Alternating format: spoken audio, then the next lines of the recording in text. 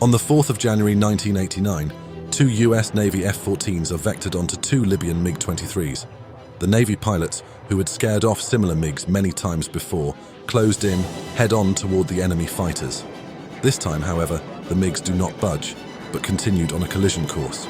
The Air Warfare Commander gave the green light for the F-14 pilots to engage the two MiGs. A short fight ensued, resulting in the demise of the MiGs.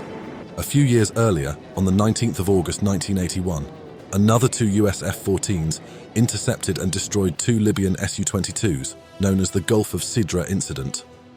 These events could have easily been scenes in the film Top Gun and have given the F-14 the reputation it deserves. What few people realize is that throughout the 1980s, at the same time as these US Navy incidents were occurring, Iranian pilots were also flying the F-14 routinely into combat, where it also demonstrated great success.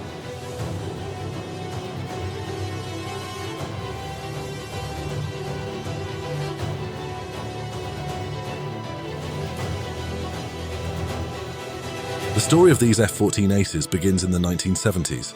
Iran at this time was under the rule of the Shah, Mohammad Reza Pahlavi. From the 1950s, in what was known as the White Revolution, the Shah sought to modernize Iran and bring it up to the developmental standards of the Western world. During this time, the Iranian government had a strong relationship with the Western powers and thus were seen as an ally in the Middle East.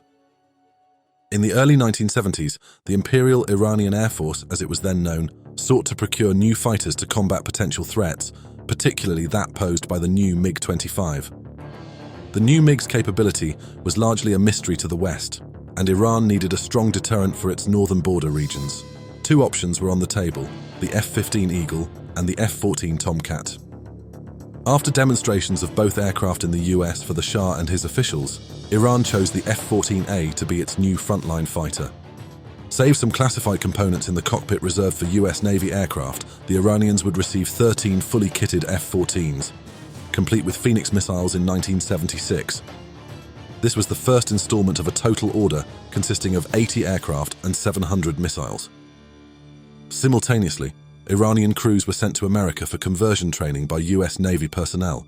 But all of this would be cut short in 1979 when the Islamic Revolution swept through Iran. The overthrow of the Shah and the rise of a regime at enmity with the West saw the rapid cancellation of all arms orders to the country. All F-14 orders were cancelled, so too were all Phoenix missile deliveries. All F-14 personnel were told to get out of the country and take any equipment they could. Many of these personnel, including some Iranian pilots and crew, did just that, as well as sabotaging some of the aircraft. Many of these pilots, who had been trained under the government of the Shah, were thrown into prison following the revolution, and many others left the country, fleeing to the US. But as hostilities with Iraq increased, the new Iranian government realized that fighter pilots were necessary for survival. Thus, Iranian pilots trained by US airmen under the Shah's government would once again take to the sky, this time against the Iraqis, armed with Russian and French fighters. During the ensuing conflict, many aces would be forged from among these pilots. These aces include Fazlollah Javidnia, Jalil Zandi, test pilot Feridun Ali Mazandarani, and Shahram Rostami, and Asadollah Adeli. For the Iranians, the F-14 was a vital part of their air defense and offense capability. It was the only aircraft they possessed which could challenge the more modern fighters Iraq was now equipped with, including the Mirage F-1, upgraded MiG-21s and MiG-23s, and the MiG-25 Foxbat. There was also serious concerns about the Tupolev Tu-22, a high-altitude supersonic bomber which could strike deep within Iranian territory. The F-14 was the only Iranian aircraft which could quickly and effectively intercept this bomber. As such, a massive effort was undertaken to source parts for the F-14 by any means necessary, from manufacturing copies inside Iran to purchasing spares on the black market. This also held true when it came to armament.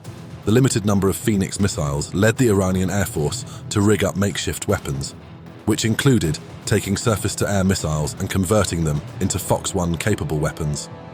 The Iranians were doing everything they could to keep the F-14 in the air and fighting. When skirmishes between Iran and Iraq began to increase in late 1980, F-14 pilots returning to service found themselves with aircraft that had some serious deficits and needed to be operated with care. The engines were troublesome and required heavy maintenance. Only a dozen of the original 77 aircraft that had been delivered to Iran before the revolution had functioning radars, and therefore the only ones deemed airworthy.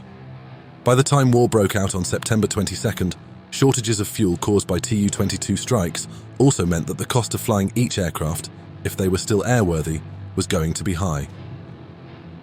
Nevertheless, the few airworthy aircraft could still put up a good fight against the enemy. The first combat engagement would occur slightly before war broke out, during a border skirmish. The few operational F-14s were tasked with combat air patrol along the Iranian border with Iraq, and on September 7th, Iranian radar sites picked up contacts crossing the border.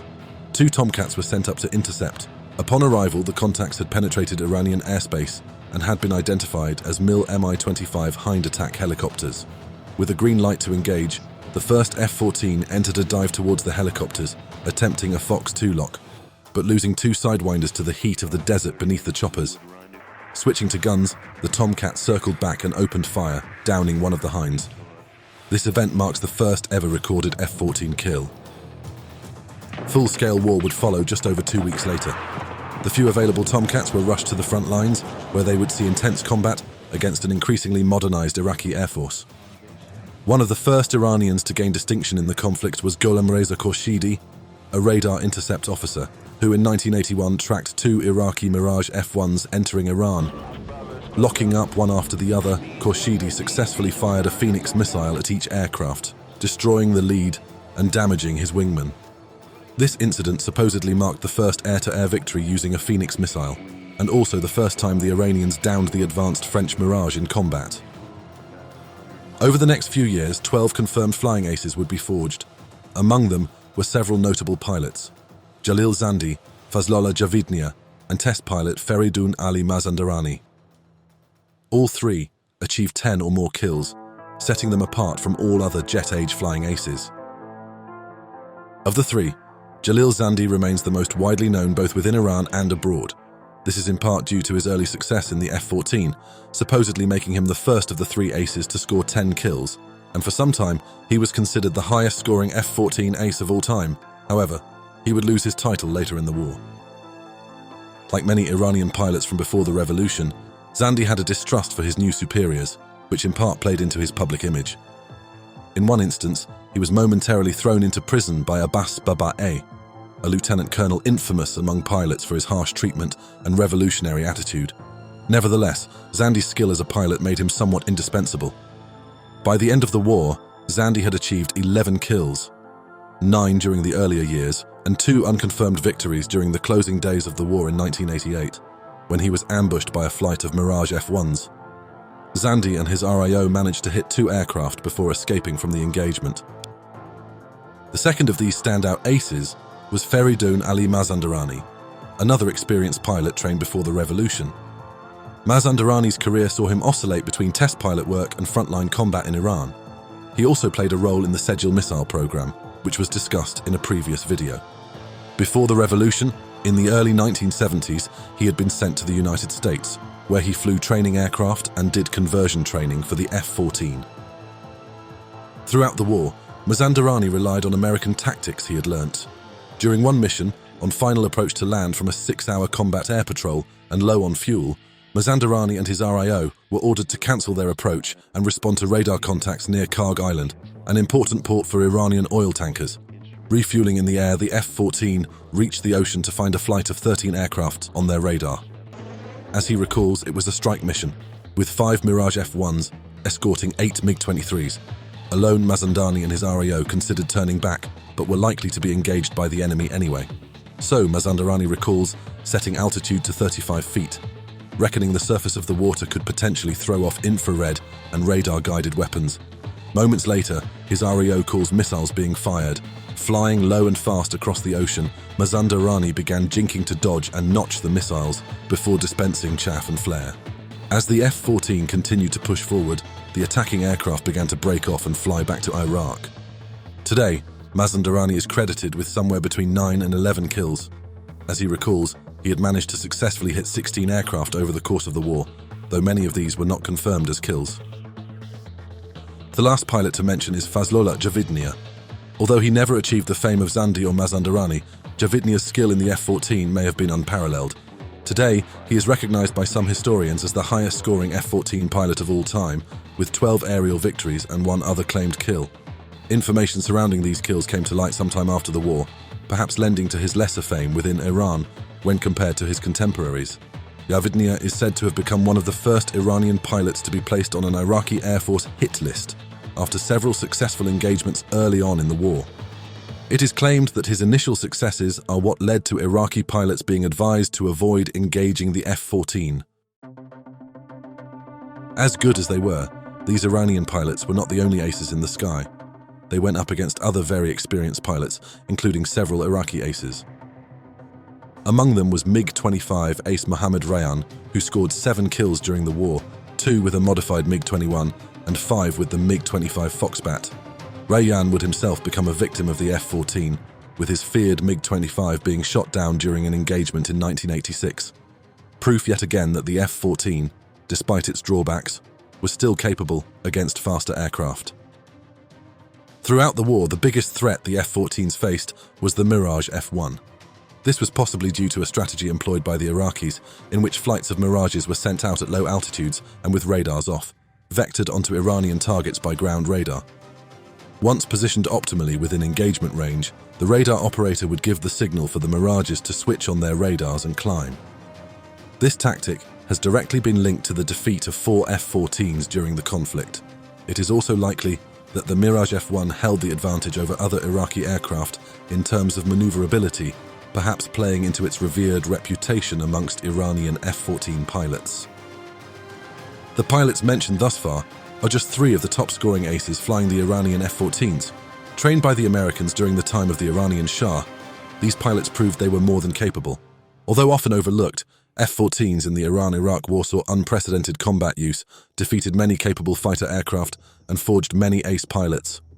Even with makeshift weapons, the F-14 remained a formidable aircraft, challenging anything that Iraq could throw at it.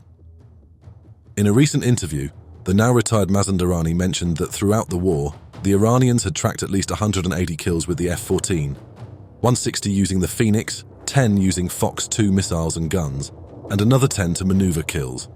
Mazandarani estimates that, during his service, they lost less than 10 F-14s in combat, although the number of F-14 losses remains unconfirmed.